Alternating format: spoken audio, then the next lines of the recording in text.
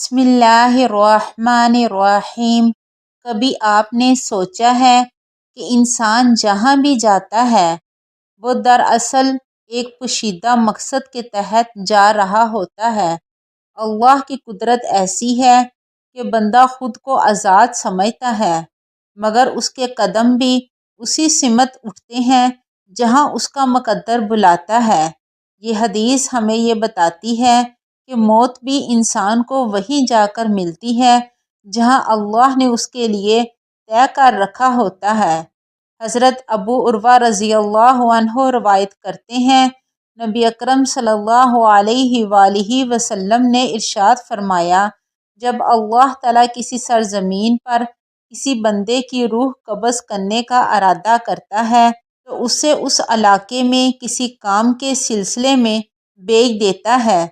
جب آدمی اپنے مخصوص مقام پر پہنچ جاتا ہے تو وہ اس کی روح کو قبض کر لیتا ہے۔ مجمع الزوائد حدیث نمبر 11829۔ اس حدیث مبارکہ میں اللہ تعالیٰ کی قدرت اور تقدیر کے نظام کو بیان کیا گیا ہے۔ انسان سمجھتا ہے کہ وہ اپنے ارادے سے سفر کرتا ہے، مگر حقیقت میں وہ اللہ کے حکم سے اس مقام تک پہنچتا ہے جہاں اس کی روح قبض ہونی ہے۔ یہ بات ہمیں یہ سبق دیتی ہے کہ زندگی اور موت کسی کے اختیار میں نہیں، سب کچھ اللہ کے علم اور ارادے کے مطابق ہوتا ہے۔ لہٰذا مومن کو ہمیشہ اللہ پر بھروسہ رکھنا چاہیے اور اپنی زندگی کو نیک اعمال سے بھر دینا چاہیے تاکہ جب موت آئے تو وہ ایمان کی حالت میں آئے۔